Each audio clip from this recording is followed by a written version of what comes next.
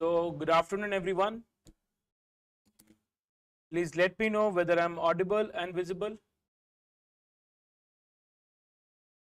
Lalit, Abhi, Shlok, Nikhil, Anchal, Alok, Megha, Swaroop, Shubham, Purab, Chainika, Yash, Tanya, Rajiv, yes, Rajiv, Vidushi, Akshara, पूरब, हमारे सरकार, जय श्री श्याम, वासु, श्लोक, आकाश, राम राम, श्लोक एकदम बढ़िया, चरणदीप, ऋषभ, हाँ केमन आछो, भालो आछी भाई, भालो आछी ना। सुनो, हम लोग आज के सेशन में जशन, हेलो, हम लोग आज के सेशन में स्टैटिस्टिकल डिस्क्रिप्शन ऑफ डेटा इसको डिस्कस करने वाले हैं। मुझे उम्मीद है एज ए थ्योरेटिकल चैप्टर है तो आप लोग इस चैप्टर को आप अच्छे से रिवाइज करके क्लास में आप ज्वाइन किए हैं, ठीक है, आप लोगों ने रिवाइज किया है अपने तरफ से, so that when we do questions, मैं ये नहीं बोल रहा हूँ कि 100% आपका एकदम you will be very, you are very perfect in the theory part, but हाँ कुछ हद तक आप किए हैं ताकि आपको समझ में आएगा हाँ इसका आंसर ये क्यों है, ठीक है। तो से ये उम्मीद के साथ हम लोग आज के सेशन में ज्वाइन हम लोग सबको किए हैं, right. Statistical description of data एक इंपॉर्टेंट चैप्टर होता है, ठीक है। सर स्टैट्स के नोट्स कैसे रिवाइज कर सकते हैं? गो बाय कॉन्सेप्ट, आप कॉन्सेप्चुअली रिवाइज करो, ठीक है, आपको याद नहीं करना है, आपको याद नहीं करना है। कितने नंबर का चैप्टर है? तो नॉर्मल रेगुलर क्लास नहीं किए हो क्या? रेगुलर क्लासेस में बताया हुआ है कौन सा चैप्टर कितने मार्क्स का, ये बताया गया कि नहीं बताया गया, जरा बताना। तो ये बताया गया है कि नहीं बताया गया? हर एक चैप्टर का वेटेज बताया गया है कि नहीं बताया गया? सबको पता है, ठीक है, तो फिर ये बात आना ही नहीं चाहिए। नाउ एनीवेज, एनीवेज एक एक जन बोले थे कुछ, सर कुछ टिप्स दीजिए।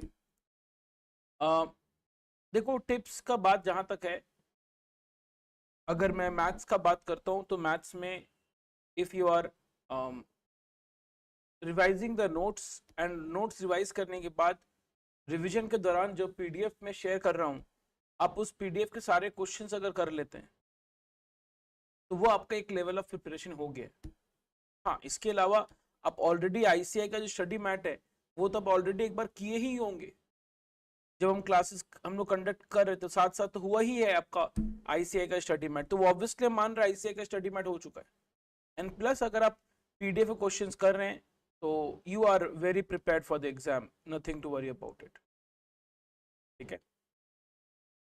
पीडीएफ में बहुत क्वेश्चन दिया जा रहा है, आप सोचो ना हर एक चैप्टर में 100 क्वेश्चन अगर है तो ultimately you are doing 2000 question, 19 chapter है आपके पास, ठीक है।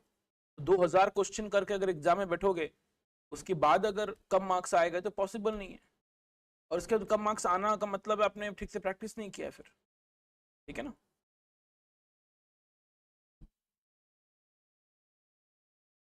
तो this questions are very enough, मतलब नंबर ऑफ क्वेश्चंस बहुत ज़्यादा है, तो इतना अगर करेंगे तो बहुत ज़्यादा ही है, एकदम अच्छा है।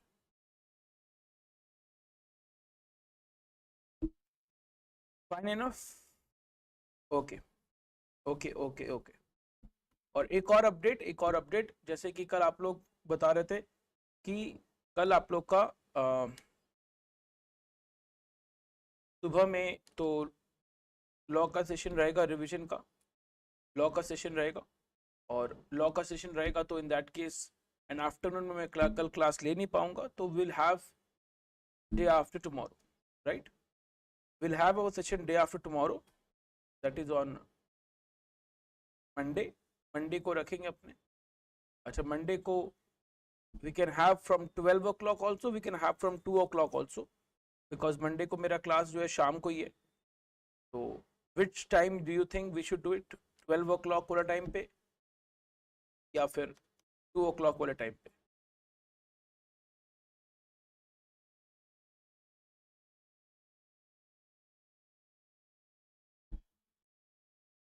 चलो इसका भी वोटिंग हो जाएगा, ठीक है। इसका वोटिंग अभी, वोटिंग लाइंस खोलना पड़ेगा। मिक्स ऑफ आंसर्स आ रहा है। कॉलेज होता है सर 2 बजे, ठीक है, ठीक है, ठीक है, ठीक है। We will have a poll for it, ठीक है, we will have a poll for it and then will decide regarding the timing for 12 और 2, ठीक है।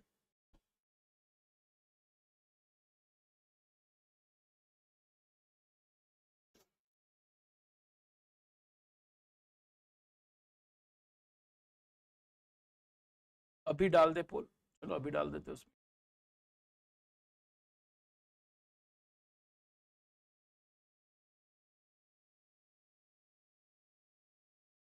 अभी डाल ही देते।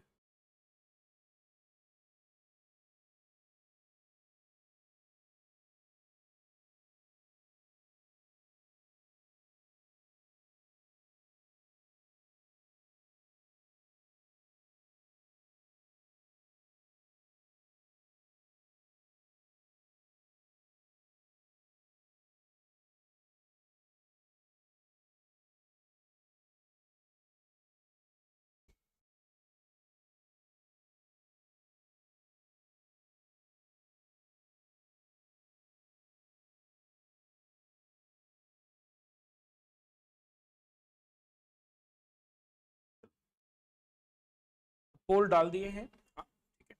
अच्छा एक और क्वेश्चन आया सर, अकाउंट्स में नेक्स्ट चैप्टर कौन सा होगा? वोटिंग, लास्ट जो वोटिंग अपना हुआ था उस हिसाब से तो,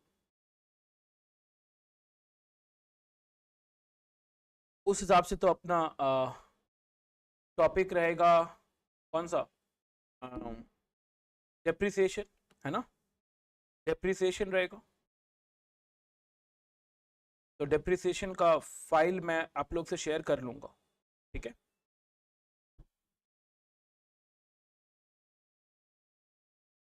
पहले हम लोग उन चैप्टर्स को कवर कर रहे हैं जो, जिसका वेटेज तुम्हारा कम से कम 70 मार्क्स कवर हो जाए सिलेबस का, फिर अपने बाकी चैप्टर्स को करते रहेंगे। तो मेरा इनिशियल टारगेट है कि दिवाली तक आपका कम से कम मैं अगर कवर कर पाऊँ,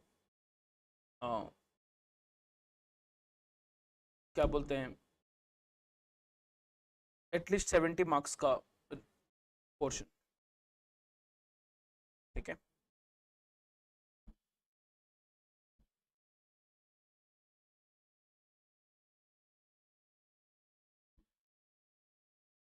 हरमन गलत, तुम गलत क्लास में ज्वाइन कर लियो।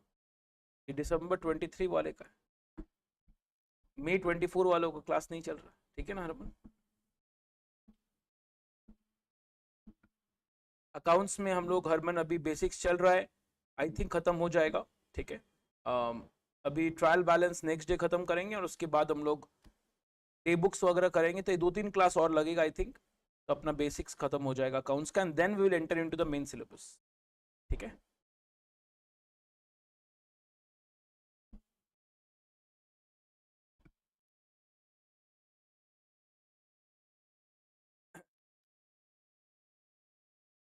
चलो वी हैव टाइम, ठीक है Harman, don't worry, we have time and we will do the best preparation in accounts as well as in maths, ठीक है, so don't worry.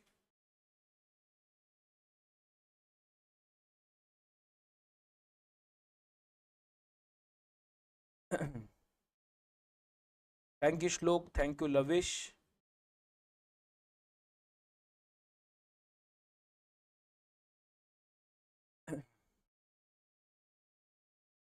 Final account sir बढ़िया पढ़ाया आपने, ओके थैंक यू, ठीक है।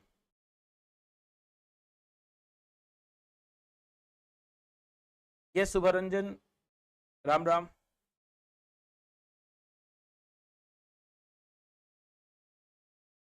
चलिए, okay, now let's start, now let us start, I think we should start the session now.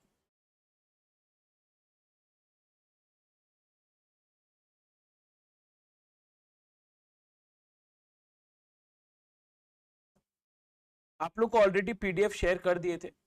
Obviously last के तरफ जो क्वेश्चंस है वो जून 23 की क्वेश्चंस है।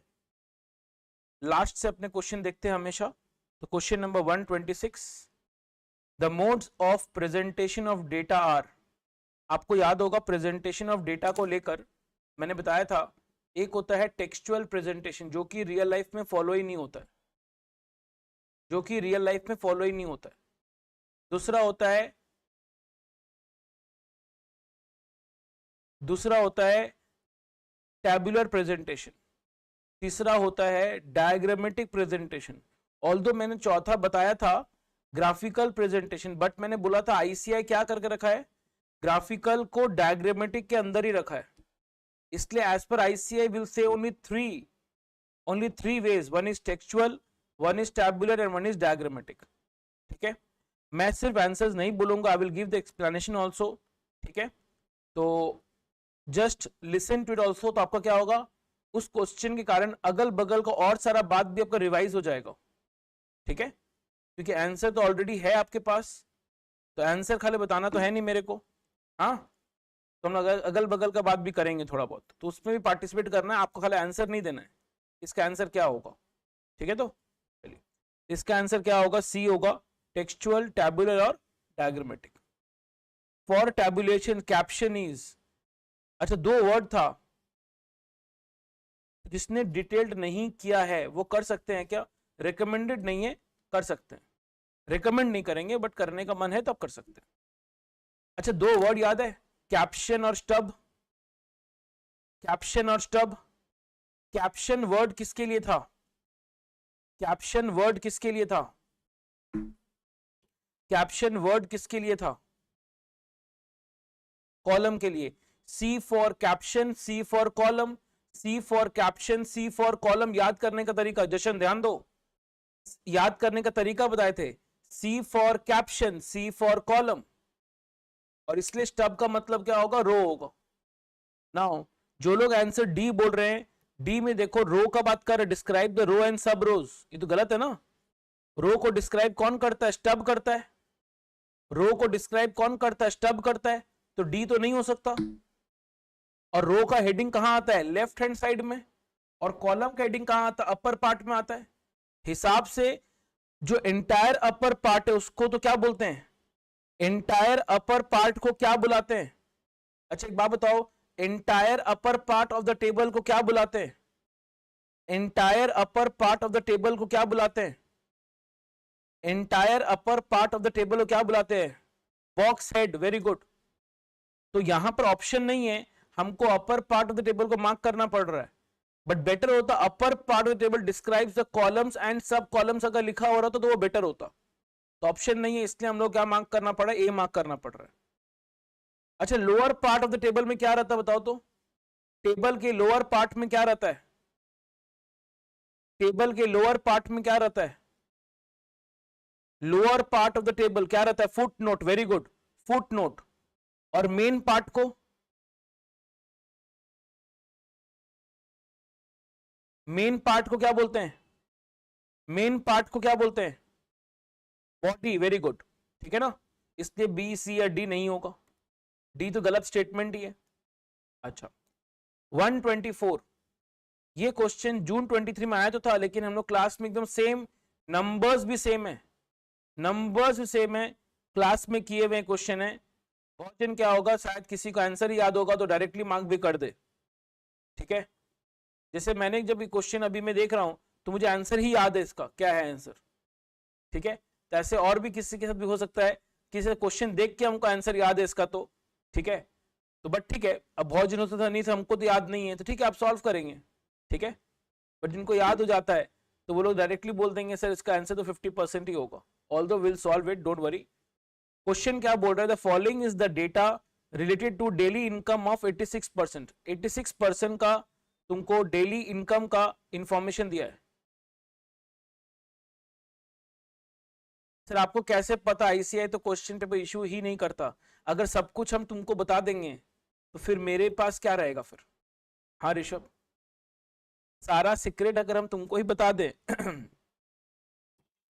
तो फिर हम फिर मेरे पास क्या बचेगा।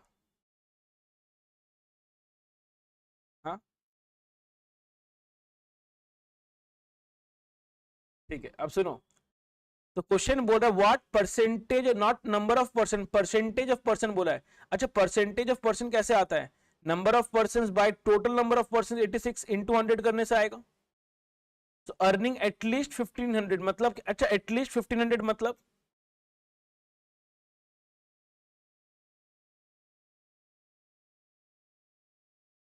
अच्छा एटलीस्ट 1500 का मतलब क्या हुआ? एटलीस्ट 1500 का मतलब क्या है? कम से कम 1500 मतलब 1500 या उससे ज्यादा। तो 1500 या उससे ज्यादा मतलब 1500 से लेके 2500 तक का। और इसमें कितने लोग हैं? 36 से 7 43 लोग हैं। अकॉर्डिंगली आंसर कितना आ गया? 50% आ गया। ऑप्शन नंबर ए। ठीक है। What does N ogive curve represent? अच्छा, इस क्वेश्चन का मतलब क्या है? आपको याद है ओजाइव कर्व? याद होगा। ओजाइव कर्व रिप्रेजेंट मतलब कि ओजाइव कर्व को बनाने के लिए आप एक्स एक्सिस और वाई एक्सिस में क्या प्लॉट करते हैं? अच्छा, तुम एक बात बताएगा कि तुम वाई एक्सिस में क्या प्लॉट करता है? वाई एक्सिस में ओजाइव कर्व में बताओ, तुम वाई एक्सिस में क्या प्लॉट करता है? ओजाइव कर्व में बताएगा वाई एक्सिस। आंसर नहीं चाहिए, जो पूछे जवाब उसका दो खाली। आप वाई एक्सिस में क्या प्लॉट करते हैं? ओजाइव, निरंजन ध्यान दो। ओजाइव फ्रीक्वेंसी डेंसिटी जो होता है वो हिस्टोग्राम में यूज होता है। कब? जब तुम्हारा, कब यूज होता है? जब तुम्हारा क्लास विड्थ अनइक्वल, तब फ्रीक्वेंसी डेंसिटी यूज करते, वो भी हिस्टोग्राम में। बहुत जन का आंसर गलत आ रहा है। सिर्फ छायनिका का आंसर अभी तक राइट आया है, वो है क्यूमुलेटिव फ्रीक्वेंसी। क्या कर रहे हो आप लोग? अरे ओजाइव किससे बनता है? क्यूमुलेटिव फ्रीक्वेंसी डिस्ट्रीब्यूशन से बनता है ना। ललित का भी आंसर राइट था, लविश का भी आंसर राइट था, शरणदीप का भी आंसर राइट था, निकिता का भी आंसर राइट था। लेकिन बहुत जिनका आंसर शुरू में आप लोग गलत जवाब दे रहे हैं। वाई एक्सिस में तो क्या आता है? क्यूमुलेटिव फ्रीक्वेंसी आता है ना, आइदर लेस देन और मोर देन ना। पहला बात इसी से तुमको समझ में आ गया होगा, बी या फिर सी या फिर डी नहीं होगा, क्योंकि बी सी एंड डी में खाली फ्रीक्वेंसी लिखा हुआ है और ए में लिखा हुआ है क्यूमुलेटिव फ्रीक्वेंसी। तो पक्का इसका आंसर ए होना है। एंड ऑब्वियसली एक्स एक्सिस में हम लोग क्लास बाउंड्रीज को प्लेस करते हैं। जैसे क्या लिखते हैं? Less than 10, less than 20। तो ये सब क्या है? क्लास बाउंड्री तो होता है ना। हम लोग हमेशा लिमिट्स को बाउंड्री में कन्वर्ट करते हैं। अच्छा, एक बात बताएगा, एक बात बताएगा। नहीं तो सी में भी तो है क्यूमुलेटिव फ्रीक्वेंसी, तो गलत है ना। फ्रीक्वेंसी और क्यूमुलेटिव फ्रीक्वेंसी दोनों तो प्लॉट, फ्रीक्वेंसी तो प्लॉट ही नहीं होता। भले क्यूमुलेटिव फ्रीक्वेंसी है बट फ्रीक्वेंसी तो प्लॉट ही नहीं किया जाता है कभी भी, इसलिए by default C is not the option. अच्छा, एक बात बताओ, हम तो भूल गए अब क्वेश्चन, तुम बीच में टोक दिए तो क्वेश्चन ही भूल गए हम क्या पूछने वाले थे अभी, है ना। हम क्वेश्चन क्या पूछने वाले थे वही हम भूल चुके हैं। चलो ठीक है। अच्छा हाँ, याद आ गया, याद आ गया। हाँ याद आ गया। क्यों? अगर क्लास लिमिट दिया हुआ है तो क्लास बाउंड्री में कन्वर्ट कैसे करते हैं? क्लास लिमिट अगर दिया हुआ है तो क्लास बाउंड्री में कन्वर्ट कैसे करते हैं?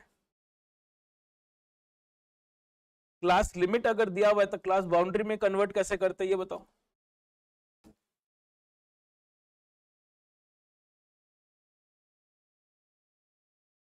देखो ये जो बोल रहे हैं ना -1 +1, एकदम खराब लगा हमको।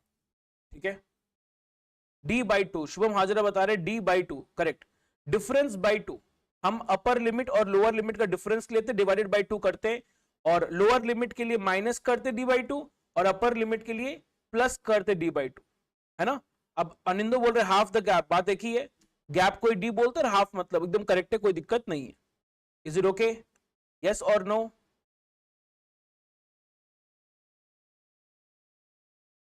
एवरीवन टेल मी, क्या ये बात याद आया?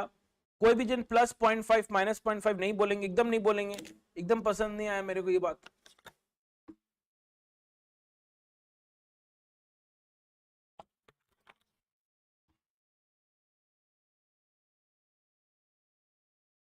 नेक्स्ट 122। अच्छा 122 क्या चीज के ऊपर है बता रहे हैं? आप लोगों को याद है पाई चार्ट में हम लोग सेंट्रल एंगल निकालते थे? हम लोग पाई चार्ट में सेंट्रल एंगल निकालते थे, क्या ये याद है? पाई चार्ट में सेंट्रल एंगल सेंट्रल एंगल कैसे निकलता था, क्या फॉर्मूला था सेंट्रल एंगल का? सेंट्रल एंगल के लिए फॉर्मूला क्या था?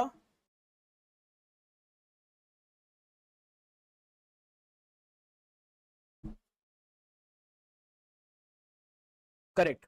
तो अभिनव ने बताया given by total into 360, given by total into 360 एकदम करेक्ट है अभिनव का आंसर, फिर आंसर करेक्ट है। अब क्वेश्चन क्या बोला देखते हैं।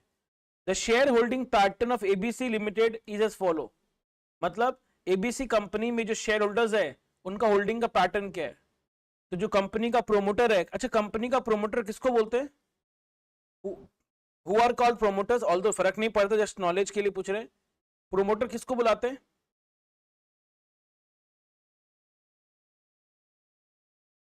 Who are called promoters of a company?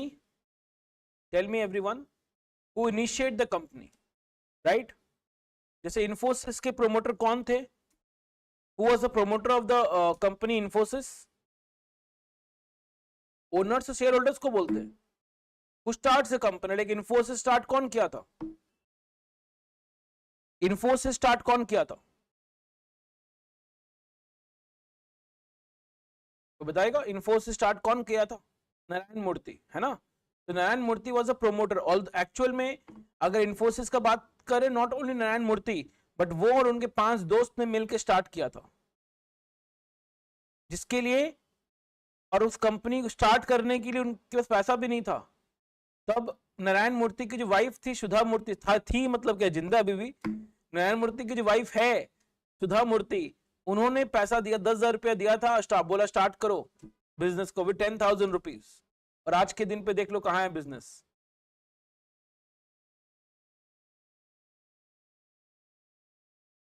ठीक है, हाँ वेरी गुड।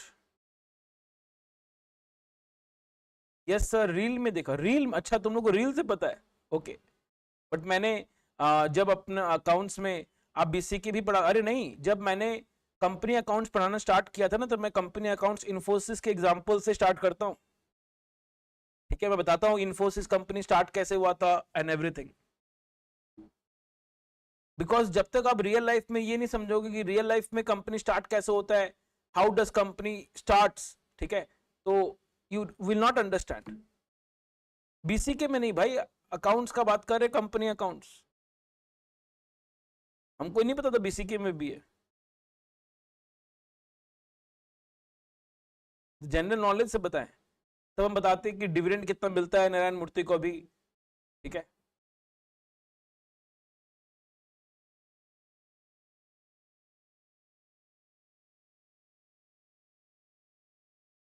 हाँ बस राजीव सही बात है, यही करें हम, है ना? बाकी जो मेरा रेगुलर बैचेज है सारा बंद ही कर दे, है ना? सिर्फ रिवीजन ही सारा सब्जेक्ट हम करा दे, यही चाहते हो राजीव?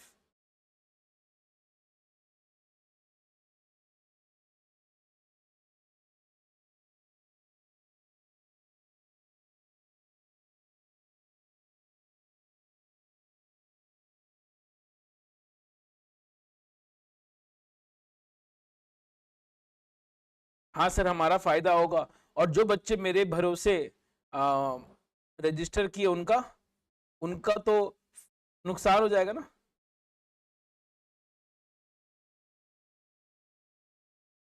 चलो ठीक है, सुनो, अब छोड़ो सब, यहाँ ध्यान दो।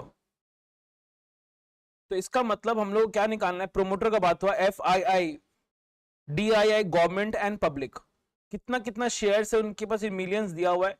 तुमको सेंट्रल एंगल का डिफरेंस पूछा है for shares held by promoter and public in pie chart. तो पहले प्रोमोटर का सेंट्रल एंगल निकाल लेते हैं। प्रोमोटर का सेंट्रल एंगल कैसे निकलेगा? 120 बाई टोटल कितना आ रहा है, व्हाट इज द टोटल, आप लोग निकाल लिए होंगे।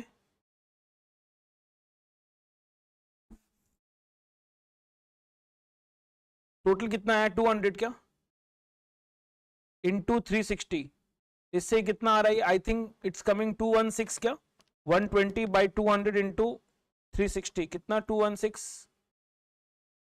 एंड सिमिलरली और एक किसका बोला है, पब्लिक का, पब्लिक के पास कितना है, 15 बाई 200 इंटू 360, तो 15 बाई 200 इंटू 360 ये कितना आएगा, 27। और क्वेश्चन डिफरेंस पूछा है तो इन दोनों को माइनस कर लेंगे, तो 216 minus 27, it's coming 189, it's coming 189 everyone.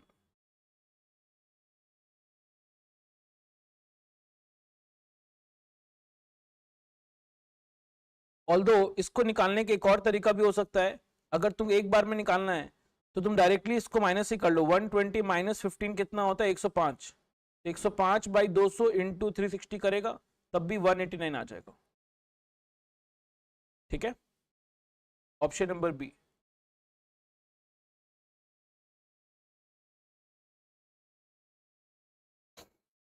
तो ये क्वेश्चंस आया था from this chapter in June 23 exam. तो इजी क्वेश्चन आया था कि नहीं आया था इस चैप्टर का? इस चैप्टर का जून 23 में जो क्वेश्चंस आए इजी आया कि नहीं आया?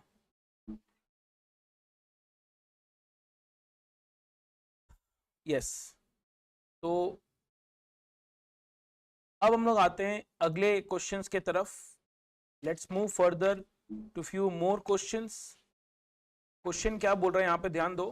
121, which one of the following is a continuous variable? The quantum of days to get a cure from illness, the quantum of oxygen cylinders used to treat a patient, the quantum of drug injected into a patient, the quantum of tablets prescribed to a patient.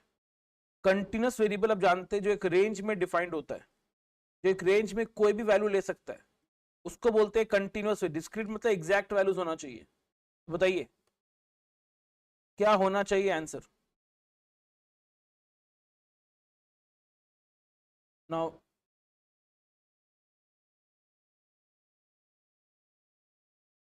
सब मेरा maths weak था but अब लग रहा है कि पास हो जाएंगे आराम से, बस अकाउंट्स में और प्रॉब्लम है अभी।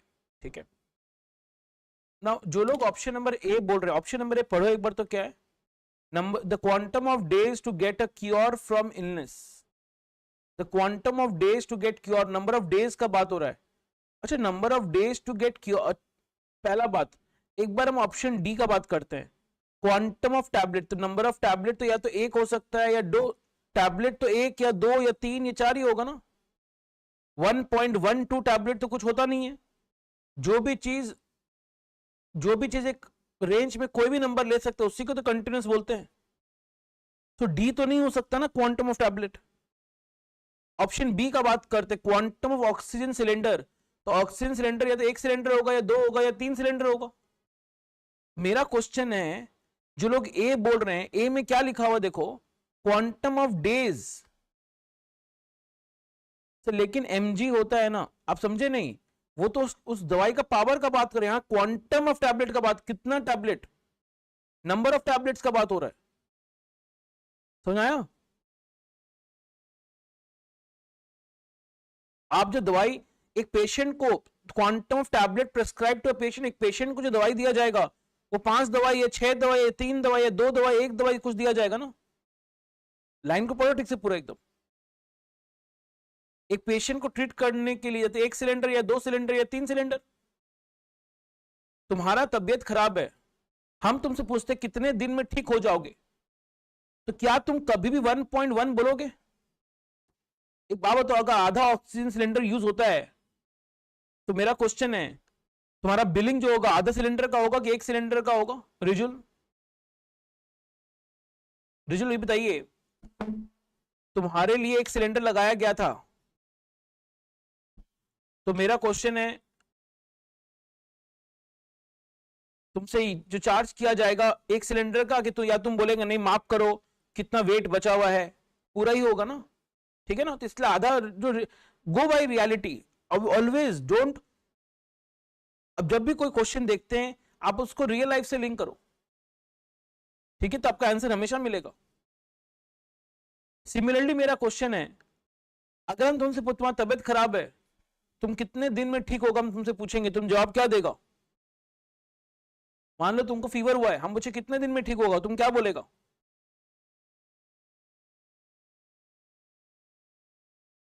एकदम ऋषभ करेक्ट।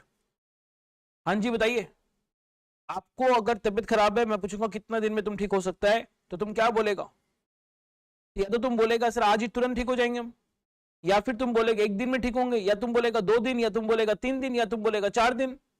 क्या तुम कभी ऐसा बोलेगा सर हम 2.22 डेज में ठीक हो जाएंगे? क्या तुम कभी भी बोलेगा क्या 2.22 डेज में ठीक हो जाएंगे? नहीं सर, ऐसा कभी नहीं होता है। इसलिए ऑप्शन नंबर ए आंसर में दिया हुआ था, इसलिए आप लोग आंसर देखना बंद करिए, अपना लॉजिक लगाइए, ना कि गो by seeing the answers.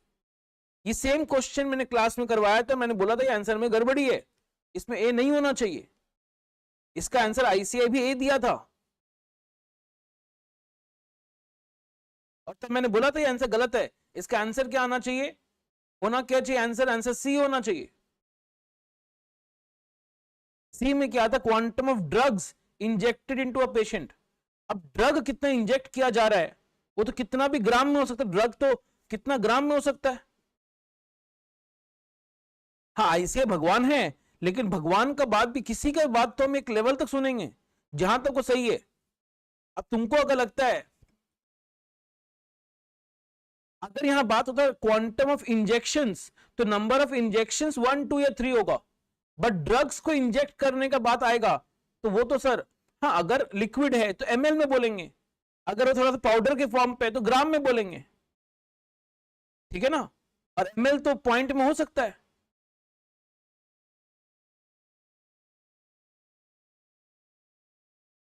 Are you getting my point? Now एक पर्टिकुलर पेशेंट को एक सर्टेन अमाउंट होगा, बट हम लोग क्या, कंटिन्यूस वेरिएबल का मीनिंग समझो कि वो एक लिमिट पे कोई भी नंबर अज्यूम कर सकते हैं, मतलब किसी इंसान को हम 2.22 ग्राम 2.22 ml का, अनिंदो बताना, किसी पेशेंट को 2.22 ml का ड्रग इंजेक्ट कर सकते हैं कि नहीं कर सकते हैं?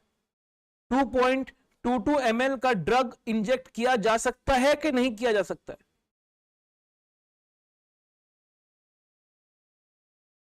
किया जा सकता है। इसका मतलब क्या हुआ फिर, तो क्वांटम ऑफ ड्रग क्या होगा फिर, कंटिन्यूस होगा।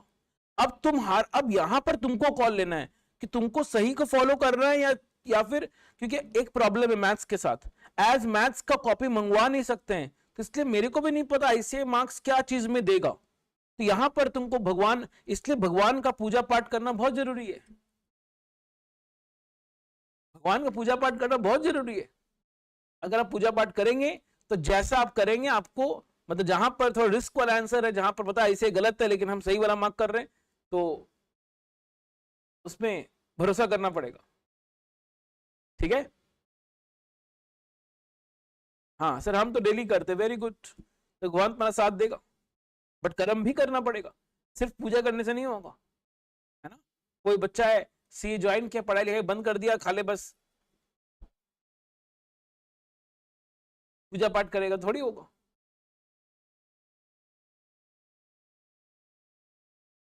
ठीक है, हाँ living is also an art, Rahul Dravid, very good, सही बात है।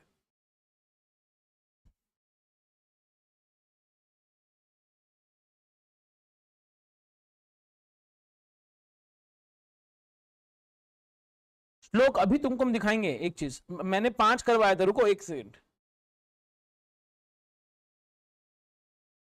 अभी थोड़ी देर में दिखाएंगे तुमको एक चीज श्लोक, ठीक है, तब तुम बोलना हमको।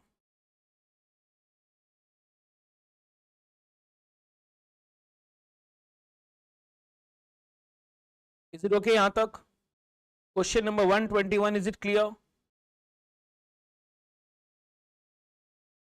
सर हम सर्टिफाइड कॉपी कैसे मंगवा सकते हैं, आप मैथ्स और इकोनॉमिक्स का नहीं मंगा सकते,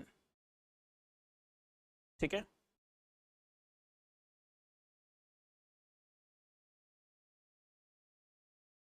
इसका आंसर ए दिया हुआ है, लेकिन आंसर होना क्या चाहिए, सी होना चाहिए।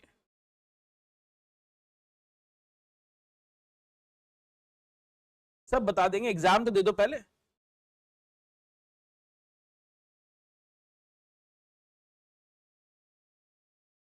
ठीक है,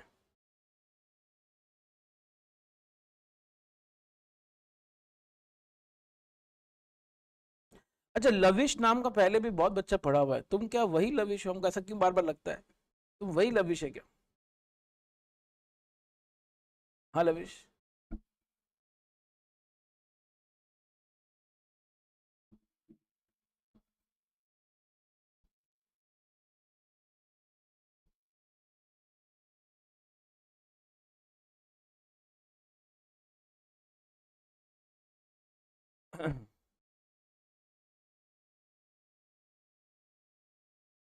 120.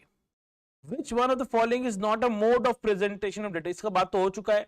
टेक्सचर होता है, टैबुलर होता है, डायग्रामेटिक होता है. तो नॉट अ मोड क्या होगा? एक्सटर्नल होगा.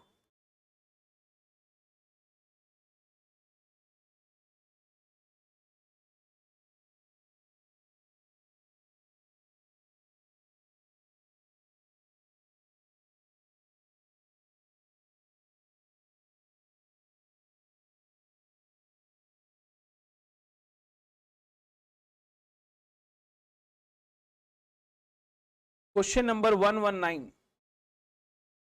Histograms are drawn only when frequencies in various class interval are equal. Class intervals are equal, class intervals are unequal for less than type cumulative frequency. Now try to understand. पहला बात क्या लिखा हुआ? Frequency in various class interval are equal. ऐसा कुछ भी नहीं है कि सारे क्लास इंटरवल्स का फ्रीक्वेंसी सेम होना पड़ेगा.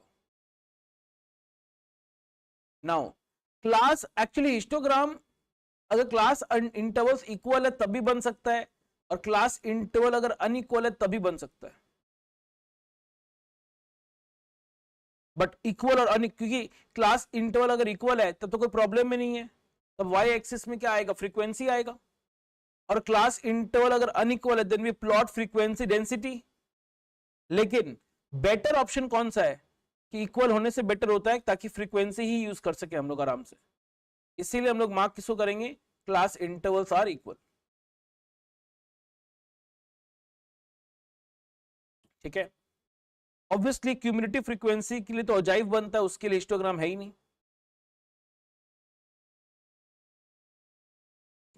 नेक्स्ट 118.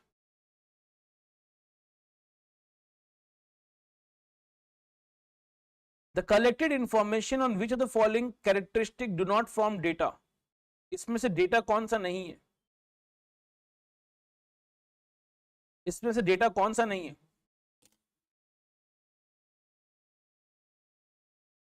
कौन सा डेटा नहीं है? बच्चे लोग बता रहे हैं बी. पहले बाकी ऑप्शन देख लेते हैं. Number of auditors who audited the file. Data मतलब या नंबर्स में बोला जा सकता है, तो नंबर ऑफ ऑडिटर्स 1 2 3 0 कुछ भी हो सकता है. Number of files audited, number of file audits in a file, कितने फाइल ऑडिट हुए हैं, तो 0 1 2 3 नंबर्स में एक्सप्रेस हो सकता है. Option number A, number of files audited are less than 6, between 5 and 10 and more than 9. Obviously numbers का बात, तो लेस देन 6 फाइल्स कौन कितने ऑडिट हुए? 5 to 10 नंबर ऑफ फाइल्स में कितना ऑडिट हुआ? मोर देन 9 फाइल्स ऑडिट हुए. तो यहाँ तो नंबर्स का बात हो रहा है. और ऑप्शन बी में क्या लिखा है? Number of files audited are very less, moderate and with. This can not be express. Very less का मतलब क्या होता है, या मॉडरेट का मतलब क्या होता है? No, this is subjective matter. इसको आप नंबर्स में एक्सप्रेस नहीं कर सकते हैं. इसलिए डेटा कौन सा नहीं है? Option number B is not the data. ठीक है. Next 117. Types of research data are. Types of research data.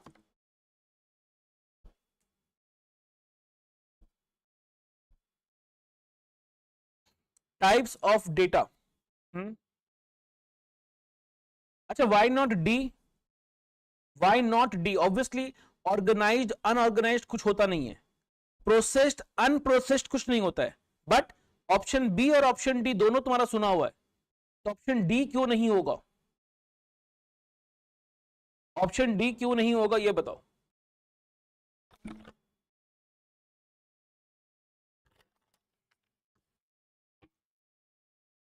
Very good श्लोक.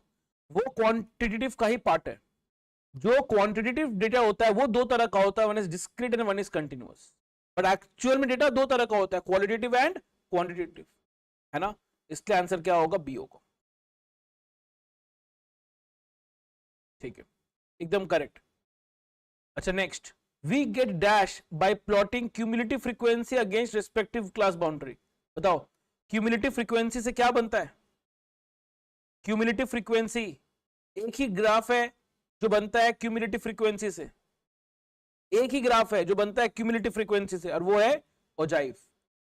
क्योंकि पाई चार्ट के लिए फ्रीक्वेंसी का रिक्वायरमेंट ही नहीं है, और पॉलीगॉन या हिस्टोग्राम फ्रीक्वेंसी से बनता है. इसलिए आंसर क्या होगा? ओजाइव होगा. मीडियन अच्छा, मीडियन किससे निकलता है? मीडियन किससे निकलता है?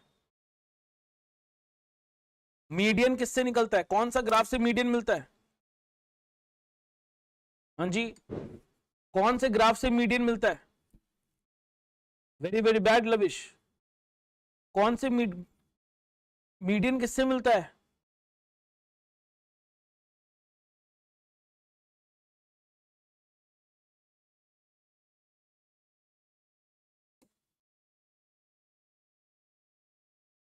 आंसर क्या होगा? Less than type ogive, ogive से मिलता है ना मीडियन। अच्छा एक बात बताओ, हिस्टोग्राम से क्या मिलता है? हिस्टोग्राम से क्या मिलता है? अरे फ्रीक्वेंसी पॉलीगॉन से कुछ नहीं मिलता है। हिस्टोग्राम से क्या मिलता है? मोड मिलता है। फ्रीक्वेंसी पॉलीगॉन से कुछ नहीं मिलता है, पाई चार्ट से कुछ नहीं मिलता है। अच्छा मीन किससे मिलता है? मीन ये बताना ना, मीन किससे मिलता है? कौन से ग्राफ से मीन मिलता है?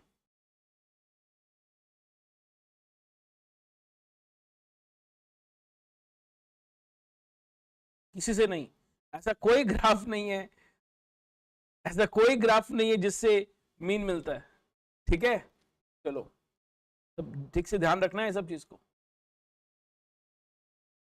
Sweetness of a sweet dish, West Bengal. West Bengal is famous for sweet dish ना, मिठाई के लिए फेमस है वेस्ट बंगाल तो। ठीक है, तो sweetness of a sweet dish is an attribute. ये कैरेक्टरिस्टिक है, कोई नंबर थोड़ी ना है, it's attribute. Ogive for more than type and less than type distribution intersect at less than type and more then type. Less than type और more than type का intersection में क्या बोलते हैं? मीडियन। करेक्ट।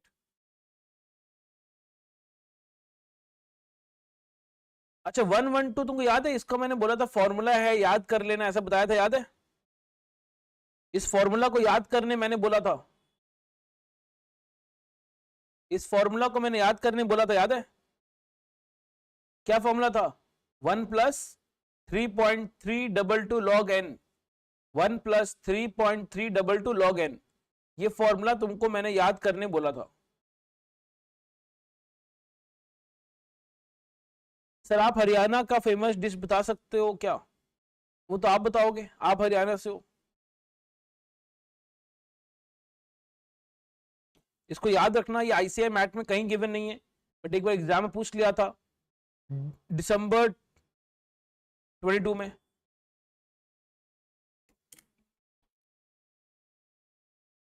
ना?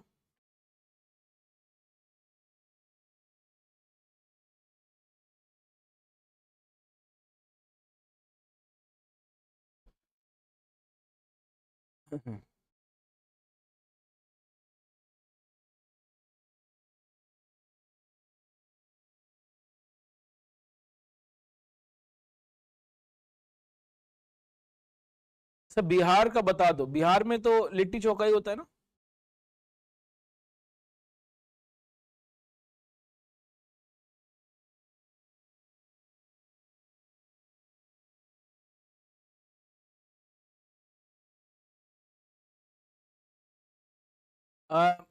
पंजाब, पंजाब में मैं भूल जा रहा हूँ, एक मिनट। एक तो लस्सी फेमस है पंजाब का, है ना? और वो नहीं, हम आई एम फॉरगेटिंग। हाँ सरसों का साग, राइट, सरसों का साग फेमस है वहां पे।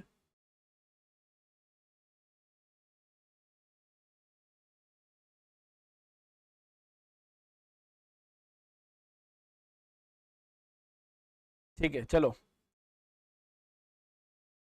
देखो पंजाब में क्या पंजाब में तो हम फेमस है कि नहीं? ये लविश बता दो। हरियाणा में भी हम फेमस है, बताओ ललित। तुम लोग क्यों हो फिर, बताओ? तुम लोग के होते हुए अगर हम फेमस नहीं तो फिर तो हम आ, दुख हो जाएगा, मतलब इससे बड़ा दुखी का बात मेरा नहीं हो सकता।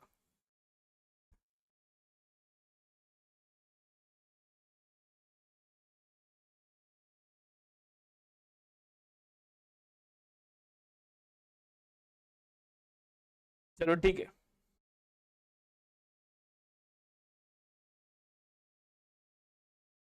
Now 111 left part of the table providing description of rows, इसका बात हो चुका, क्या होगा stub. Tell me which one of the following is a source of primary data. अच्छा यश तो शायद नेपाल से हो ना आप तो।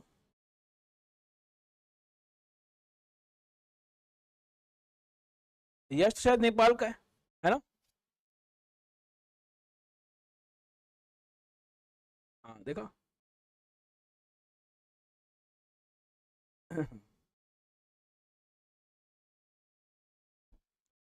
ऑब्वियसली ये government records, research article, journals, ये सारे क्या हो गए सेकेंडरी डेटा। कि गवर्नमेंट रिकॉर्ड तो गवर्नमेंट ने रिकॉर्ड किया था, रिसर्च आर्टिकल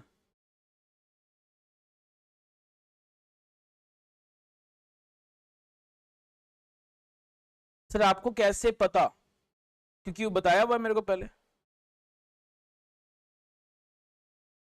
ठीक है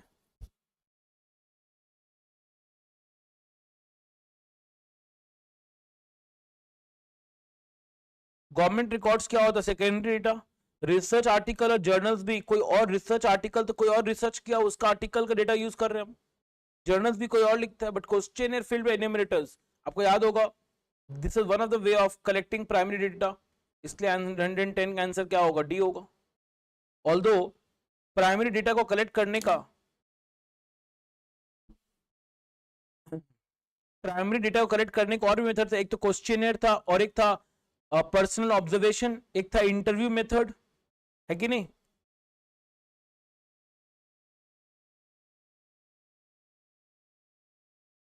चलो नेक्स्ट 109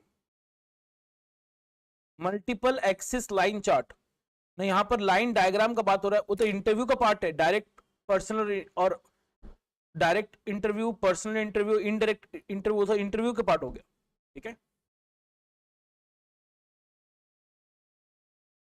मल्टीपल एक्सिस लाइन चढ़ना, पहले एक मिनट, हमको डायरेक्टली आंसर नहीं चाहिए। लाइन चार्ट में अगर याद होगा बहुत सारा लाइन चार्ट्स का बात किए थे हम लोग, एक हम लोग बात किए थे रेशियो चार्ट, याद है रेशियो चार्ट के बारे में। रेशियो चार्ट में क्या यूज करते हैं हम लोग, रेशियो चार्ट का कैरेक्टरिस्टिक क्या था, it considers what, ratio chart बताओ, इट कंसिडर्स व्हाट, वो तो रेशियो चार्ट का एक और नाम था logarithmic chart, it consider short term fluctuations, याद है short term fluctuations, short term fluctuations consider होता है रेशियो चार्ट या लॉगरिथमिक चार्ट में। अच्छा एक और था मल्टीपल लाइन चार्ट, एक है मल्टीपल एक्सिस चार्ट और एक है multiple line chart. Multiple line chart कब यूज होता है, मल्टीपल लाइन चार्ट कब यूज होता था, हाँ जी मल्टीपल लाइन चार्ट बताएंगे कब यूज करते हैं मल्टीपल लाइन चार्ट को। Unit same but what, more than one time series, more than one time series, है ना, वेरी गुड। और दूसरा मल्टीपल एक्सिस चार्ट कब था, मोर than one time series but different units, है कि नहीं। तो अकॉर्डिंगली मल्टीपल एक्सिस का यहां बात कर रहा है, यहां लिखा है when there is more than one time series, but एक और कंडीशन क्या है, यूनिट्स भी डिफरेंट होना चाहिए, the units of the variable are different, तो ये दोनों कंडीशन होना चाहिए। इन एनी केस मतलब कहीं भी यूज कर सकते हैं, ऐसा कुछ नहीं है। ऑप्शन डी करेक्ट है, यहाँ पे दोनों लिखा हुआ है, if there are more than one time series and units of the variable are different. जब यूनिट्स डिफरेंट होता है और एक से ज्यादा टाइम सीरीज होता है तब यूज करते हैं मल्टीपल एक्सिस चार्ट। ठीक है अब क्वेश्चन नंबर 108, तुमको यहाँ पर 48 स्टूडेंट का 3 4 5 6 7 8 8 इंटू 6 48 स्टूडेंट का डेटा दिया हुआ है, तुमको फ्रीक्वेंसी डेंसिटी निकालने बोल रहा है। अच्छा फ्रीक्वेंसी डेंसिटी का फॉर्मूला क्या होता है, हाँ भव्य आपका भी याद है, लुधियाना से आप तो, है ना। फ्रीक्वेंसी डेंसिटी, पुनीत कुमार बोल रहे सर ये पीडीएफ कहाँ मिलेगा।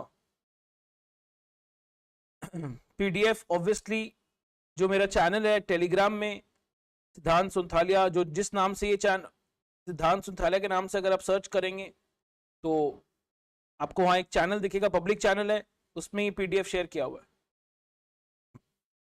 Frequency by class width, frequency by class width, कुछ लोग उल्टा बोल रहे हैं, फ्रीक्वेंसी बाय क्लास विड्थ। तो तुमको फ्रीक्वेंसी डेंसिटी निकालने बोल रहा है, किसका? क्लास इंटरवल का, 30 से 39 का, 40 से 49 का और 50 से 59 का। तो सबसे पहला बात, पहले फ्रीक्वेंसी निकालना पड़ेगा। तो 30 से 39 का फ्रीक्वेंसी कितना होगा पहले देखो, 1 2 3 4 5 6 7 8 9।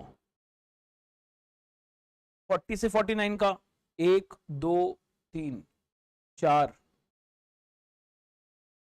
5 6 7 8 9 10 11। 50 से 59 1 2 3 4 5 6 7 है कि नहीं? तो ये अपना क्या निकल गया? फ्रीक्वेंसी ना। आप जानते हैं क्लास विड्थ कैसे निकलता है? क्लास विड्थ कैसे निकलता है?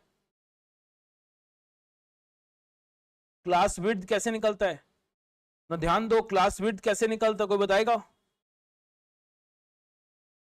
Can anyone tell me class width कैसे निकलता है? Upper class boundary minus lower class boundary. मेरा क्वेश्चन है, क्या यहां पर बाउंड्री दिया हुआ है क्या? क्या यहां पर ये बाउंड्री है कि लिमिट है? क्या ये बाउंड्री है कि लिमिट है? तो ये तो लिमिट है, बाउंड्री निकालना पड़ेगा। कैसे करते हैं? डिफरेंस देखेंगे, 40 और 39 में डिफरेंस कितने का? 1 का है। 1/2 इज 0.5, तो पहले वाले से 0.5 कम करेंगे, 29.5, फिर ये हो जाएगा 39.5, फिर 39.5 हो जाएगा 49.5 एंड 50.5 से 59.5, सॉरी 49.5 से 59.5। तो फ्रीक्वेंसी डेंसिटी कितना हो जाएगा? फ्रीक्वेंसी 9 है, बाई गैप एक डिफरेंस है 10 का, तो 9/10 इज 0.9, देन 11/10 हो जाएगा 1.1 एंड 7/10 हो जाएगा 0.7। पहला आंसर 0.9 सिर्फ एक ही ऑप्शन में, ऑप्शन डी, बट यहाँ पे गड़बड़ी हुआ है, यहाँ पर एक ज्यादा होगा और यहाँ पर एक कम हो जाएगा। ये 1.10 होगा और ये 0.70 होगा। या तो क्वेश्चन डेटा में कोई गलती है या यहाँ लिखने में गलती है, पर ठीक है, डी होगा। फर्स्ट आंसर को देखते हुए डी को मार्क कर देंगे हम लोग, कोई दिक्कत नहीं है।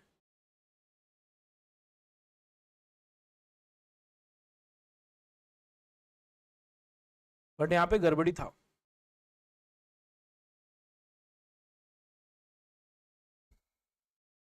ओके,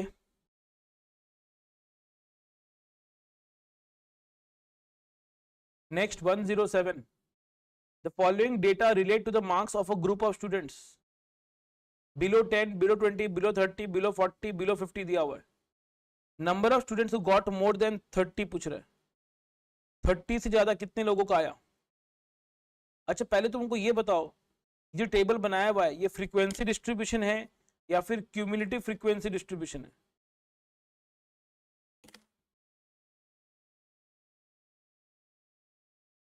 बी में लिखा है पर सीक्वेंस चेंज है, बी में लिखा है पर सीक्वेंस चेंज है, वो तो गलत है ना। फिर अगर जिस सीक्वेंस से पूछा उसी सीक्वेंस से आंसर होना चाहिए, ठीक है।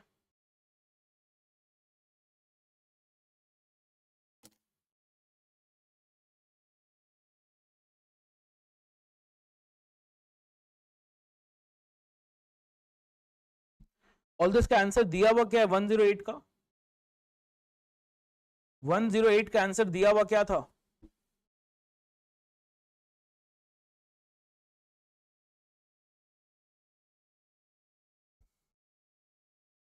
नीचे आंसर दिया हुआ था ना, तो 108 का आंसर क्या था?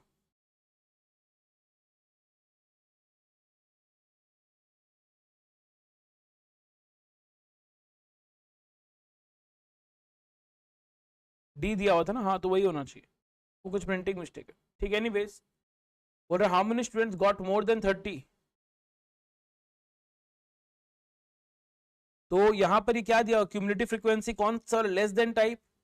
अच्छा तुमको याद है कि लेस देन टाइप में क्या करते हैं?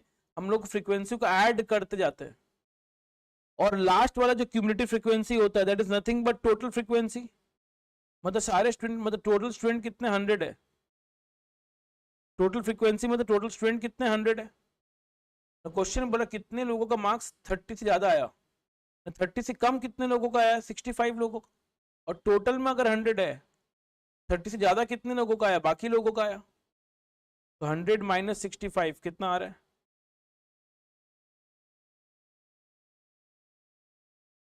35। ऑप्शन नंबर क्या होगा, सी होगा।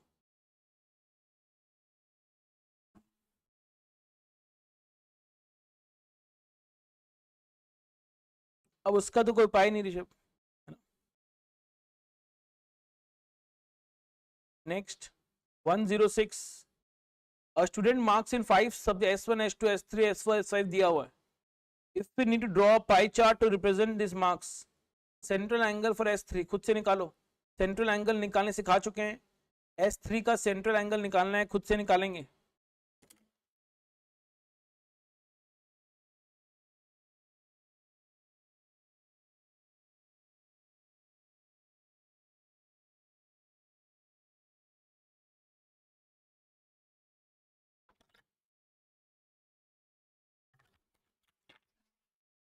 अब से आंसर जो है, एक मिनट क्वेश्चन पूछने के 1 मिनट बाद से आंसर आना चालू होना चाहिए, ठीक है।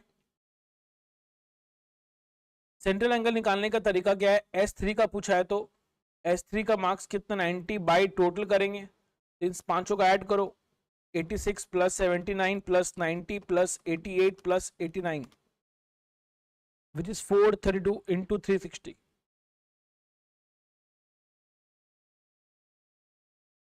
74.99 का मतलब क्या होता है, 75 डिग्री। क्योंकि क्या होता है, बहुत जन पहले सॉल्व करके नहीं रखें, तो लोग सॉल्व कर रहे हो तो उसके पहले आंसर आ जाए तो उनका मन नहीं कर सॉल्व करने का फिर, ठीक है। इसलिए आंसर 1 मिनट के बाद देंगे क्वेश्चन पूछने के। 105, a national institute arrange its student data in accordance with different state। तो ये कौन सा टाइप ऑफ क्लासिफिकेशन है, ये कौन सा टाइप ऑफ क्लासिफिकेशन, हड़बड़ी से आंसर नहीं देना है। थ्योरी क्वेश्चन तो कोई दिक्कत नहीं, तुरंत दे भी सकते हैं, ठीक है। हम लोग डेटा को अरेंज कैसे किए, in accordance with different states. States का मतलब क्या हुआ, एज पर लोकेशन, और लोकेशन के हिसाब से वो क्या बोलते हैं, क्या बोलते हैं उसके हिसाब से, जियोग्राफिकल क्लासिफिकेशन बोलते हैं, या तो यहाँ जियोग्राफिकल डेटा बोल लो, कोई दिक्कत नहीं है। 105 का आंसर क्या होगा, बी होगा।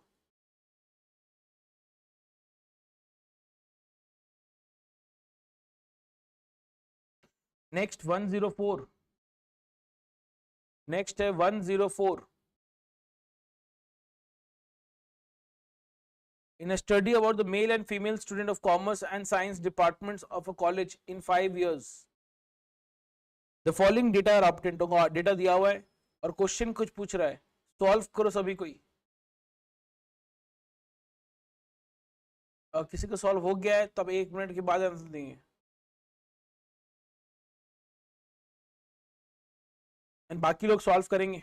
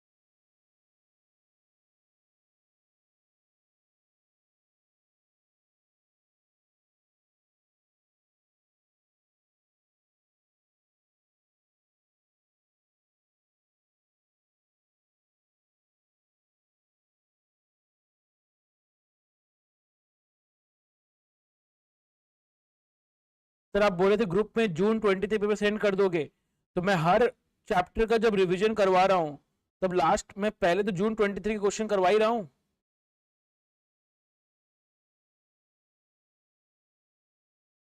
ठीक है, तो फिर अलग से पेपर क्यों चाहिए आपको?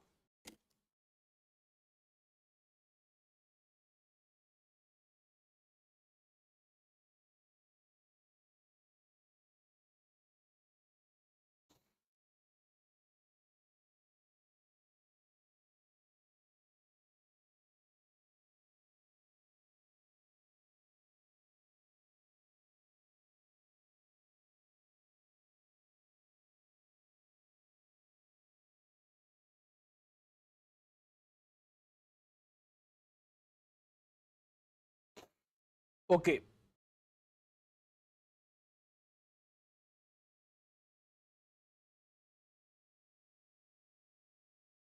सर मैं क्लासेस नहीं ले पाता हूँ, तो पीडीएफ तो दे रहे हैं हम। पीडीएफ का स्टार्टिंग का जो लास्ट का जो क्वेश्चंस है, एकदम एंडिंग का क्वेश्चंस, 2000 दिसंबर 20 2000 जून 23 का क्वेश्चन। ठीक है, हर चैप्टर के एंड का।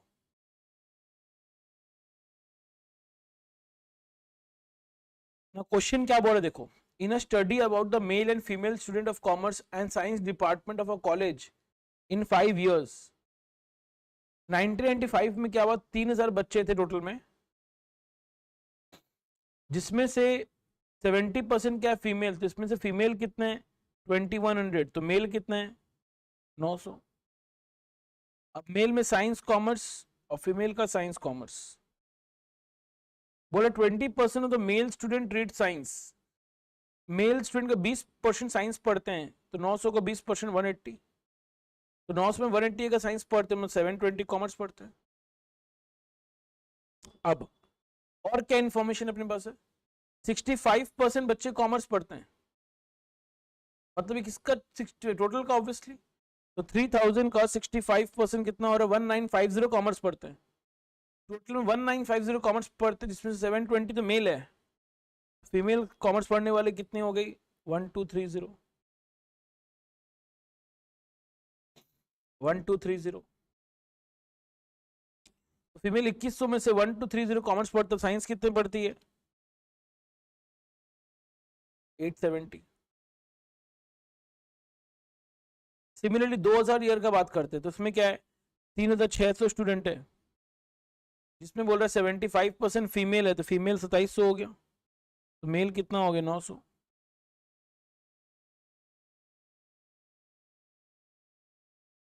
अब इसमें भी दो कैटेगरी, साइंस कॉमर्स, इसका भी दो category science commerce.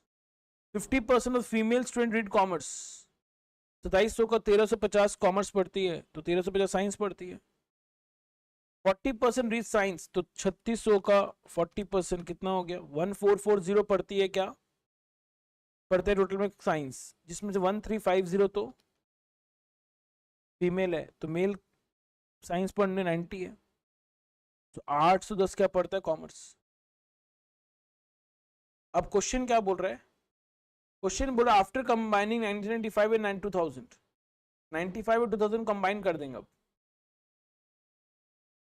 If x denotes, x का मतलब क्या है, ratio of female commerce to female science, लेकिन ये कंबाइन करने के बाद है। फीमेल कॉमर्स 1995 में कितना था 1230, और 2000 में फीमेल कॉमर्स कितना है 1350, तो टोटल कितना हो गया 1230 plus 1350, it's 2580, by female science 870 plus 1350, 870 plus 1350, it's 2220, 2580 by 2220, x का वैल्यू आ रहा है 1.16216। वाई का मतलब क्या है, रेशियो ऑफ मेल कॉमर्स कितने हैं दोनों मिलाकर 720 plus 810 1530, to female science, so male science 180 plus 90, that's 270, it's 5.66, तो obviously x छोटा है y बड़ा है, x is less than y। Option number क्या होगा? सी होगा। Option number C. सर एक अकाउंट को लेकर एक छोटा सा डाउट है सर, बताइए।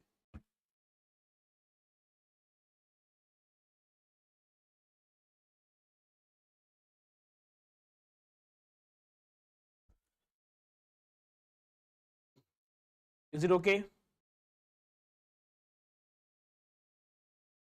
अच्छा 103 census reports used as a source of data is which data? अच्छा पहला तो ऑर्गेनाइज्ड और कॉन्फिडेंशियल तो कुछ होता ही नहीं है, तो प्राइमरी होता है सेकेंडरी होता है, तो सेंसस रिपोर्ट क्या होगा? Not as such, secondary. Obviously census report तो गवर्नमेंट कलेक्ट करता है। अभी देख रहे हैं न्यूज में, पॉलिटिक्स में सेंसस रिपोर्ट का तो कहानी चल रहा है, कास्ट सेंसस को लेकर, है ना? वही है, तो गवर्नमेंट कलेक्ट करते डेटा को, वो गवर्नमेंट का डेटा है, हम लोग का नहीं है, तो सेकेंडरी हो जाएगा।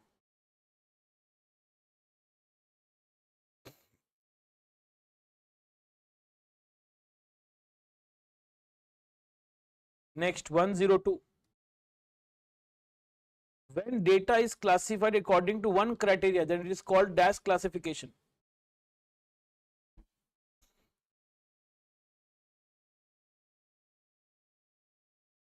जब कोई एक क्राइटेरिया के बेसिस डेटा क्लासिफाई करते हैं हम, पहला बात क्वांटिटेटिव या क्वालिटेटिव या फैक्टर्ड क्लासिफिकेशन कुछ होता नहीं है, सिंपल और एक होता है कॉम्प्लेक्स। सिंपल क्लासिफिकेशन किसको बोलते हैं?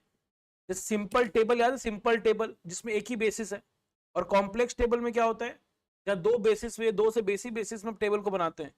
इसलिए अगर एक क्राइटेरिया के बेसिस में तो बोलेंगे सिंपल, और एक से ज्यादा होने पर क्या बोलते हैं? कॉम्प्लेक्स या कंपाउंड भी बोलते हैं।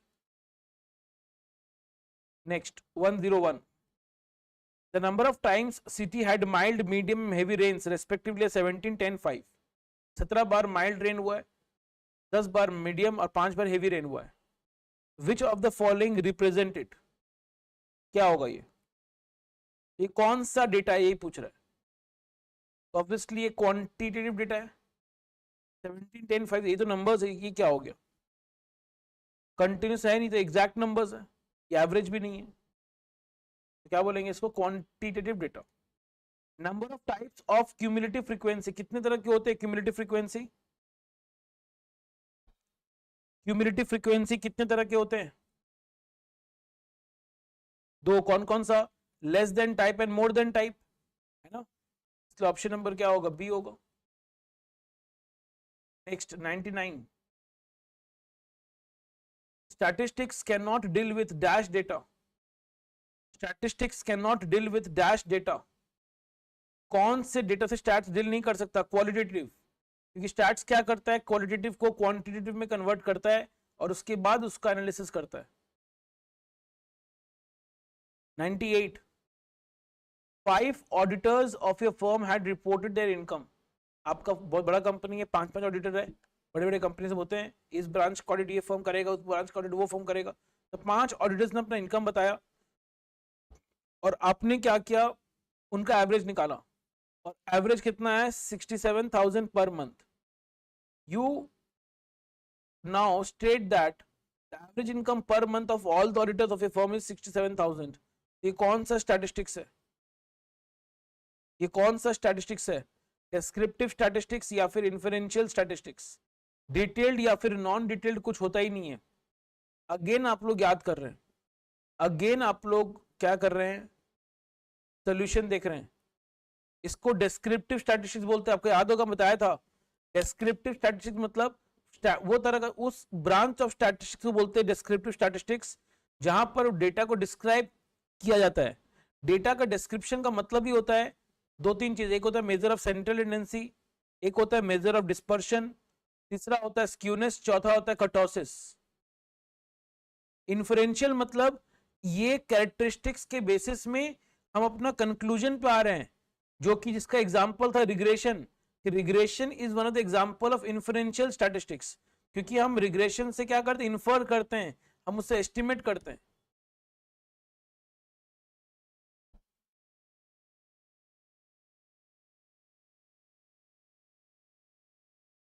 ठीक है।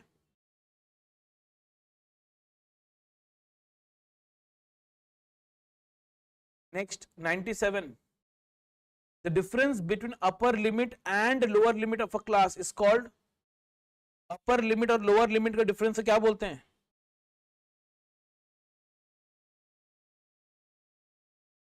अपर और लोअर लिमिट का डिफरेंस को क्या बोलते हैं? ना जो मीड वैल्यू बोल रहे हैं, मीड वैल्यू का मतलब होता है difference divided by two, not difference but add करके डिवाइडेड बाई 2।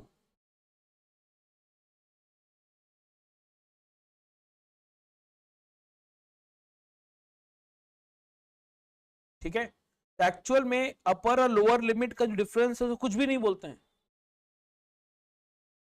अपर लिमिट और लोअर लिमिट का डिफरेंस कुछ भी नहीं बोलते हैं, बट ठीक है, अपर लिमिट और लोअर लिमिट मिलकर क्या बन जाता है? क्लास इंटरवल बनता है, इसलिए लोग यहां पर क्लास इंटरवल बोला है।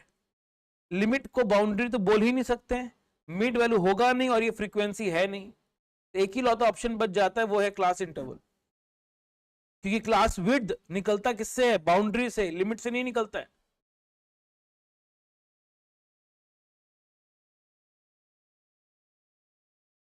कि नहीं? याद आ रहा है ये बात? ऑल दो क्लास इंटरवल भी गलत है बोलना, क्योंकि अपर लिमिट और लोअर लिमिट गैप कुछ नहीं बोलते हैं।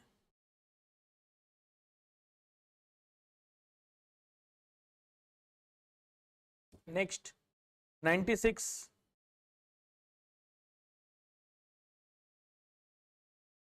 नंबर ऑफ एक्सीडेंट्स दिया हुआ, फ्रीक्वेंसी दिया हुआ, क्या पूछ रहा है? इन हाउ मेनी केसेस 4 और मोर एक्सीडेंट, 4 और मोर, चार ज्यादा, ये वाला हो गया, इन सबका ऐड करना होगा।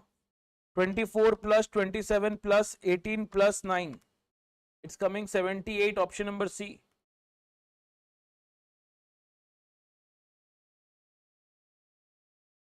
तो बाउंड्री और लिमिट सेम भी हो सकता है, कंटिन्यू, हाँ हो सकता है, तब तुम बोल सकते हो in that case you can say. ठीक है,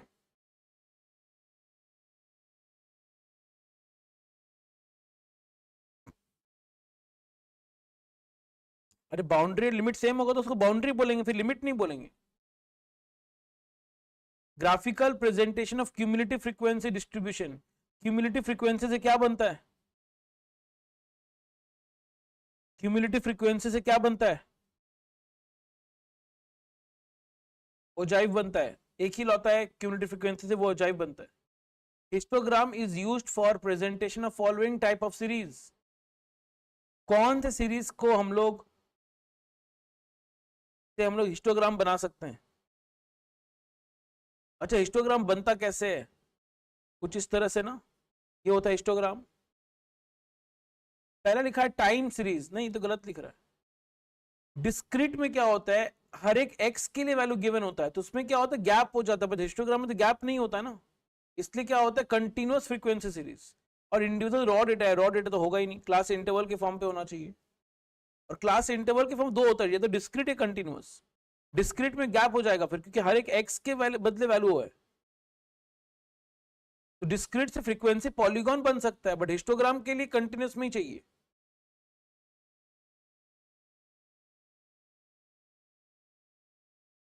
histogram can be shown as ellipse, rectangle, hyperbola, circle. Sir ये एलिप्स या हाइपरबोला क्या होता है तुमको जानना भी नहीं है, ऑल्दो तुमको शेप दिख रहा है, क्या शेप है? रेक्टेंगल का शेप है ना, इसलिए आंसर क्या होगा? 93 का आंसर क्या होगा? बी होगा।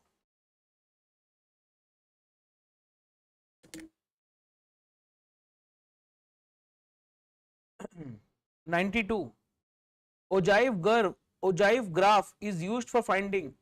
अच्छा, ओजाइव से क्या निकलता है? ओजाइव से क्या निकलता है? मीडियन। और हिस्टोग्राम से, अगला क्वेश्चन हिस्टोग्राम, हिस्टोग्राम से क्या बनता है? मोड। ठीक है, which of the following is graph is suitable for cumulative frequency distribution? obviously cumulative के लिए ओजाइव है, क्यूमुलेटिव के लिए क्या है? ओजाइव है।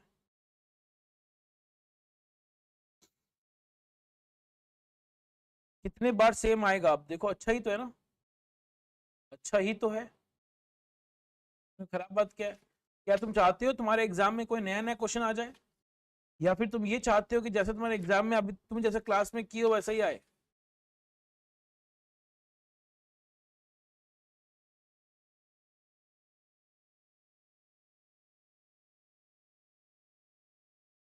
ओके, एनीवेज, तुमको अब यहाँ पर देखो क्वेश्चन नंबर 89,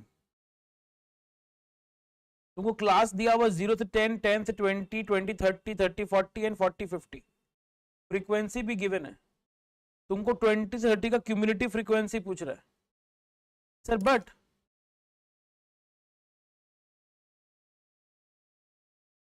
क्यूमुलेटिव फ्रीक्वेंसी कौन सा निकाले, लेस देन टाइप की मोर देन टाइप? क्वेश्चन कुछ नहीं बोलेगा तो हमेशा लेस देन टाइप। अच्छा, लेस देन टाइप में फ्रीक्वेंसी, क्यूमुलेटिव फ्रीक्वेंसी कैसे आता है? ऐड करके, पहला वाला सेम रहता है सर, फिर ऐड कर लेते 4 + 6 10, फिर 10 + 20 30, तो 20 से 30 का क्यूमुलेटिव कितना हो गया? 30 हो गया। ठीक है,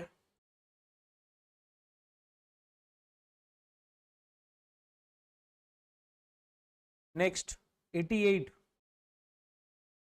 N ogive is a graphical representation of, क्या चीज का ग्राफिकल रिप्रेजेंटेशन है? ओजाइव किसके लिए बनाते हैं हम लोग? क्यूमुलेटिव के लिए, है ना? तो 88 का आंसर क्या होगा? ए होगा। 87, very easy question, the number of times a particular item occurs in a class interval. मतलब number of times particular item occurs in, मतलब उस क्लास इंटरवल में आइटम कितने बार आ रहे हैं उसको क्या बुलाते हैं? समझो, नंबर ऑफ टाइम्स पूछ रहा है, खाली नंबर ऑफ टाइम्स, उसको तो फ्रीक्वेंसी बोलते हैं। क्यूमुलेटिव फ्रीक्वेंसी में तो तुम ऐड कर लेता है, एक क्लास इंटरवल में कोई आइटम कितने बार आ रहा है वो तो उसका फ्रीक्वेंसी हो गया।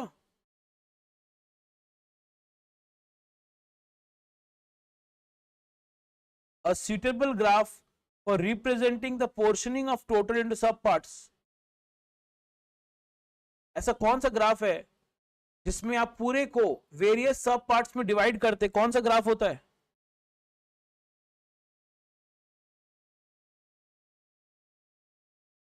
वेरियस पार्ट्स हिस्टोग्राम में कहां डिवाइड होता है? हिस्टोग्राम तो ऐसा है ना, इसमें वेरियस पार्ट्स में डिवाइड तो नहीं कर रहे। बोलो, पिक्टोग्राफ तो कुछ होता ही नहीं है।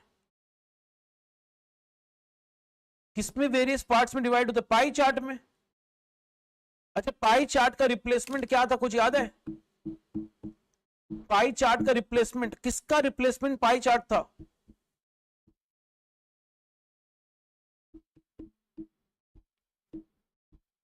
किसका रिप्लेसमेंट था pie chart?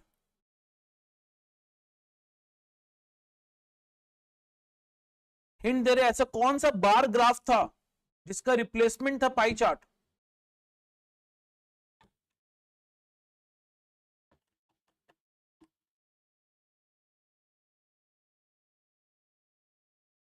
Correct, percentage bar graph. Percentage bar graph बोलो या फिर डिवाइडेड बार चार्ट बोलो, डिवाइडेड बार चार्ट या परसेंटेज बार चार्ट, एकदम correct. Very good Megha, very good Tanya, very good Sharandeep. Next 85, data are set to dash if the investigator himself is responsible for collection of data. Data are said to be dash if the investigator is himself responsible for collection. Obviously खुद collect कर रहे तो primary होगा। Histogram is useful determining the value of, obviously histogram से क्या निकालते हैं? Mode निकालते हैं, बहुत बार हो गया। द फॉलोइंग फ्रीक्वेंसी डिस्ट्रीब्यूशन, ये कौन सा डिस्ट्रीब्यूशन है बताओ? ये कौन सा डिस्ट्रीब्यूशन है? ये कौन सा डिस्ट्रीब्यूशन है? डिस्क्रीट। ऑब्वियसली कंटिन्यूस तो है नहीं, कंटिन्यूस में क्लास इंटरवल होता है, क्लास इंटरवल थोड़ी है, एक्स का वैल्यूज है, एक्स और एफ रहता है तो डिस्क्रीट बोलते हैं उसको। तो यहां देखो 82 में बार डिवाइडेड बार चार्ट का बात कर, जिसके लिए बोल रहे थे हम लोग अभी, परसेंटेज बार चार्ट या फिर डिवाइडेड बार चार्ट, बात एक ही है। तो क्या फीचर है?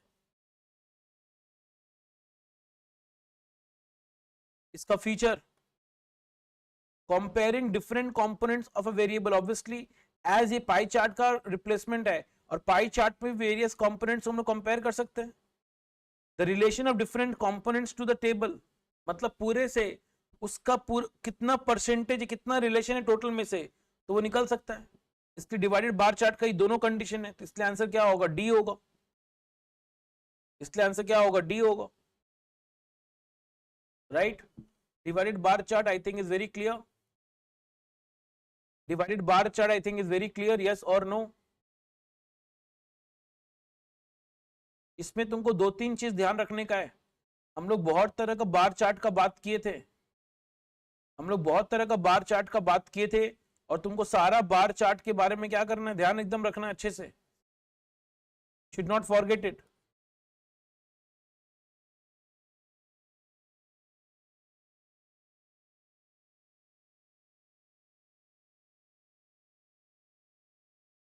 ठीक है ना।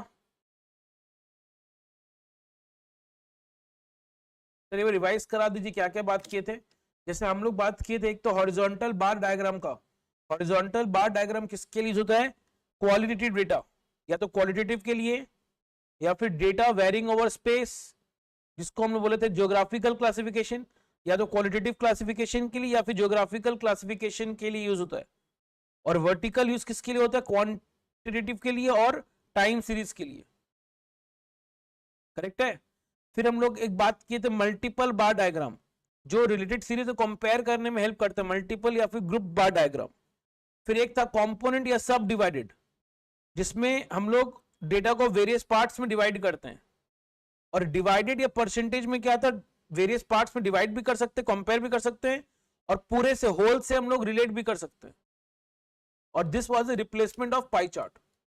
ये पूरा बात आपको ध्यान रखना है, ठीक है। ऋषभ लास्ट में बताएंगे, ऑल तो बताया अभी है, बट लास्ट में दोबारा बताएंगे। Next, frequency density is used in the construction of, किसके कंस्ट्रक्शन में फ्रीक्वेंसी डेंसिटी यूज होता है, फ्रीक्वेंसी डेंसिटी बताएगा कहां यूज होता है, कौन सा ग्राफ बनाने में फ्रीक्वेंसी डेंसिटी यूज हो सकता है, हिस्टोग्राम। जब भी क्लासेस का विड्थ अनइक्वल होता है तब हम लोग हिस्टोग्राम में हम लोग फ्रीक्वेंसी की जगह क्या यूज करते हैं, frequency density.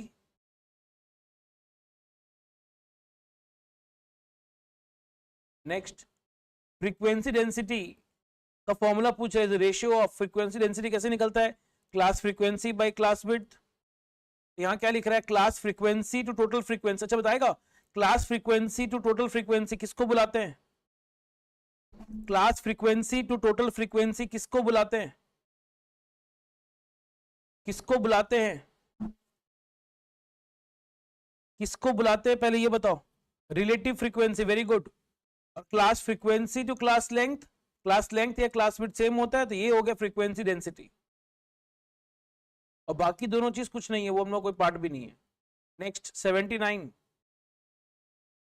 Stub of a table is the, stub बताएंगे, स्टब किसका था, रो का heading, left part of the table describing the column, गलत लिखा हुआ, रो का है ना, ये तो कॉलम के लिए तो कैप्शन होता है।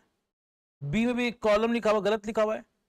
और रो का हेडिंग लेफ्ट पार्ट होता है, राइट पार्ट लिखा हुआ है, तो सी भी गलत है। तो ऑब्वियसली आंसर क्या होगा, फिर डी होगा, left part of the table describing the row. 78, the point of intersection of less than and more than ogive gives us median.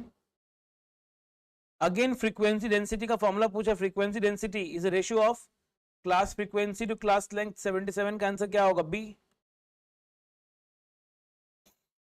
ठीक है। Is it okay now. अब सुनो, पहला बात आप लोग को पता है, 9th को आप लोग का एग्जाम है, इसका मैथ्स का एग्जाम कैसे होगा हम बता दे रहे हैं आप लोग को। मैं चैनल में शेयर करूंगा और ग्रुप में भी शेयर कर दूंगा पेपर्स को, जो लोग ऑनलाइन है, जो भी कोलकाता के बाहर के स्टूडेंट्स हैं उनको बोल रहा हूँ। जो भी कैलकाटा के स्टूडेंट्स हैं वो लोग तो सेंटर्स में आके ऑफलाइन एग्जाम देंगे, और जो भी कोलकाता के बाहर के स्टूडेंट्स हैं जो अभी एट प्रेजेंट कोलकाता में है, वो लोग कोलकाता में एग्जाम दे सकते हैं आके सेंटर में, लेकिन जो कोलकाता के बाहर है वो सारे स्टूडेंट्स को मैं ग्रुप में आप लोगों को पेपर सेंड कर दूंगा, और सुबह आप लोग को, नहीं ऐप में नहीं होगा, क्या आप मेन एग्जाम ऐप में दोगे क्या? आप क्या मेन एग्जाम ऐप में दोगे या ओएमआर शीट में दोगे, ये बताओ। आप मेन एग्जाम कैसे देने वाले हो? वो तो ओएमआर में दोगे ना, तो ओएमआर का प्रैक्टिस होना पड़ेगा कि नहीं होना पड़ेगा? वो तो ओएमआर का प्रैक्टिस होना पड़ेगा। सर मैं ऑनलाइन क्लास करती हूँ कोलकाता से, तो सेंटर में आना होगा, तुम्हारा मर्जी, मतलब ये कोई कंपल्शन नहीं है। हाँ, तुम आ सकता है, ठीक है, मैं कंपल्सन नहीं बोल रहा हूँ, तुम you can come, that is what I am trying to say, ठीक है। तो what I was saying is that, तो आप लोग को सुबह में ओएमआर शीट आप लोग को शेयर कर दूंगा, ठीक है। एग्जैक्टली 2 बजे एग्जाम स्टार्ट होगा, एग्जैक्टली 2 बजे अपना एग्जाम स्टार्ट होगा। पेपर में 155 में शेयर करूंगा, पेपर में शेयर कब करूंगा? 155 पे, ठीक है, 155 पे शेयर करूंगा। 2 बजे एग्जाम स्टार्ट होगा, एग्जैक्टली 4 बजे, एग्जैक्टली 4 बजे से can you share OMR sheet 1 day early please, okay चलो एक दिन पहले भेज देंगे, कोई दिक्कत नहीं है, ठीक है। और क्वेश्चन पेपर एग्जैक्टली 155 पे मैं शेयर करूंगा। 2 बजे आपका एग्जाम स्टार्ट होगा, ठीक है, 2 से 4 आपका एग्जाम होगा, और 4 बजे के बाद 4:15 पे मैं आप लोग को जूम का लिंक शेयर करूंगा। सारे स्टूडेंट्स आप लोग जूम में ज्वाइन करेंगे, ठीक है, and will discuss the answer over there, मतलब आपका मार्क्स अलॉटमेंट वगैरह सब कुछ उस समय हम लोग लाइव चेकिंग करेंगे, ठीक है, वैसे एग्जाम होने वाला है, ठीक है ना, तब मालूम चलेगा रियल प्रिपरेशन आपका कैसा हो रहा है, ठीक है। तो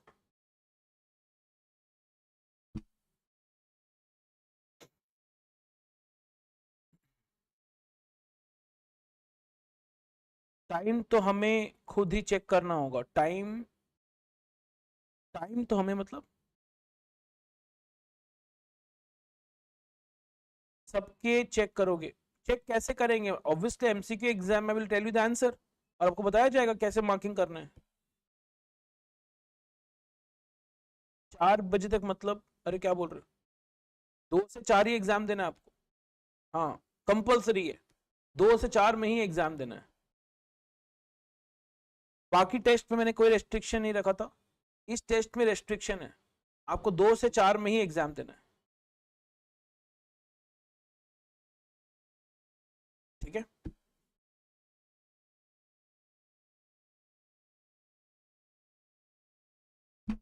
चलिए, तो इसके अलावा कोई क्वेश्चन है आप लोग का? वर्जन हो सकते पहले से क्वेश्चन सॉल्व किए होंगे आप लोग, तो कोई क्वेश्चन है जिसमें आपको लगता है डाउट है, आपको पूछना है कुछ इस फाइल में? पेपर 5 मिनट पहले मिलता है, ये एग्जैक्ट टाइमिंग पे, पेपर एग्जैक्ट टाइमिंग पे ही मिलता है।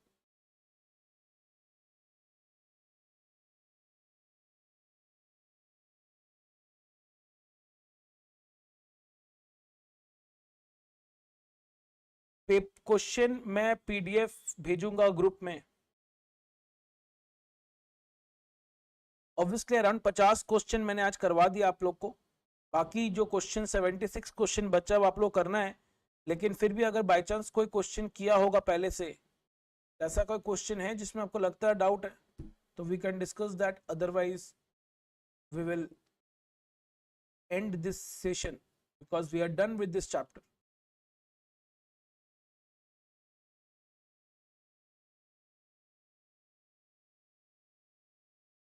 इसके बाद हम लोग एक बार क्लियर कर दे, इसके बाद हम लोग जो अगला चैप्टर करेंगे सीक्वेंस एंड सीरीज करेंगे मैथ्स में, और अकाउंट्स का डेप्रिसिएशन है ही।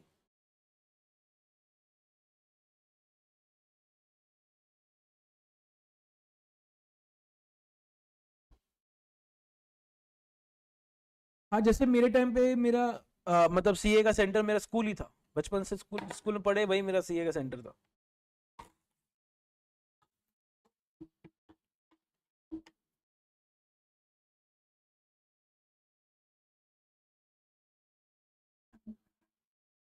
नहीं, कंसाइनमेंट अभी नहीं राजीव, ठीक है। क्वेश्चन 16 बता दो, question 16। Okay,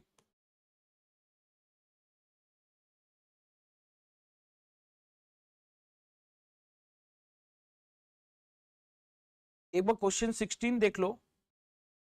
in 2000 out of 1750 workers of a factory, 1200 were a member of trade union, तो obviously 550 ट्रेड यूनियन के मेंबर नहीं थे, ट्रेड यूनियन के थे, और ये लोग ट्रेड यूनियन के नहीं थे। Number of women employed was 200, ठीक है। अब इसमें से कुछ वुमेन होंगे, कुछ मेन होंगे, और इसमें भी कुछ वुमेन होंगे, कुछ मेन होंगे। टोटल वुमेन कितने? 200, इसमें से 175 did not belong to trade union. Okay, तो 170 did not belong to trade union, मतलब 25 बिलोंग टू ट्रेड यूनियन। तो 1200 में से 25 बिलोंग टू ट्रेड यूनियन है, दैट मीन्स 1175 इसमें हो गया। 550 माइनस 175, 550 माइनस 175, यहां पर कितना हो रहा है? 375। ये हो गया 2000 का। अब 2004 का बात हो रहा है, 1800 मेंबर है, there 1800 employees who belong to trade union. अच्छा, ट्रेड यूनियन में टोटल कितना? 1800 बोल रहे हैं, एंड 50 ही do not belong to trade union, तो टोटल कितना हो गया? 1850। Of all the employees in 2004, 300 women. अच्छा, of whom only 8 did not belong to trade, 8 women था जो ट्रेड यूनियन नहीं था, तो मेन कितने नहीं थे? 42। मतलब 300 वुमेन में 8 नहीं थे, तो इसका मतलब 292 वुमेन थे। क्वेश्चन क्या बोला है? Ratio of female members of trade union in 2000 and 2004। तो 2000 में वुमेन ट्रेड यूनियन कितना? 25, और 2004 वुमेन ट्रेड यूनियन 292, तो रेशियो हो गया 25:292। Option number D.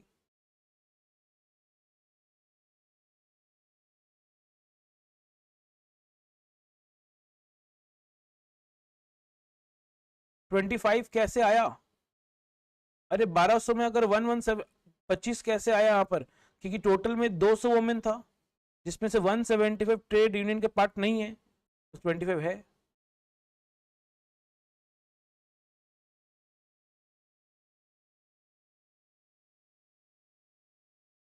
ठीक है, चलिए। Okay, so with this we complete this chapter, with this we complete this chapter, and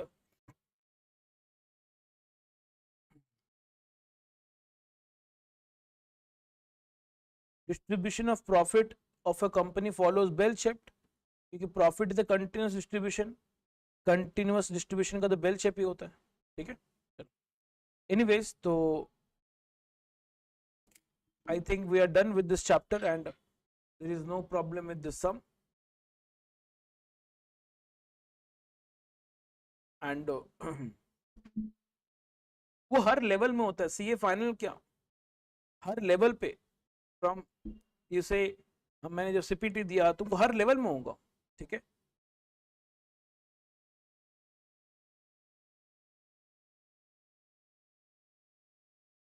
2004 में क्या लिखा हुआ है? 1800 employ belong to trade union, 50 did not belong to trade union.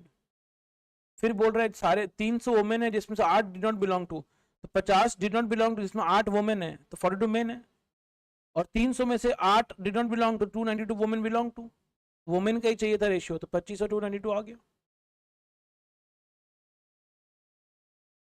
ठीक है। एनीवेज, तो I think we are done now, and again I repeat, अपना कल अपना सेशन स्टार्ट का पीडीएफ ग्रुप में भेज दो, भेजा भाई है चैनल में।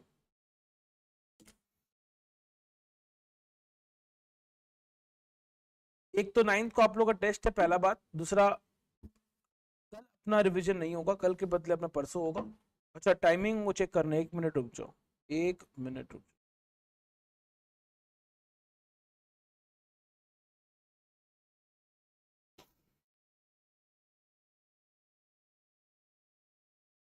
वोटिंग का क्या सीन है?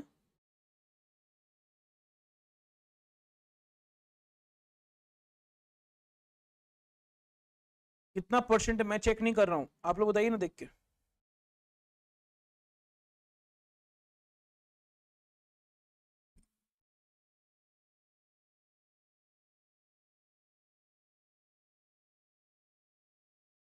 कितना परसेंट है 12 नून का?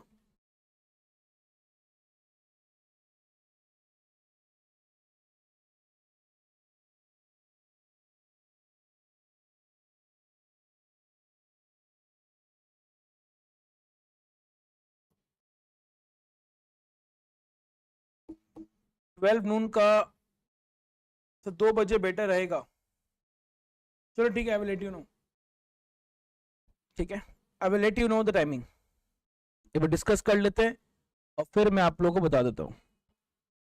ठीक है, श्लोक में देख लेता हूँ, बता देता हूँ। ठीक है, I will let you know.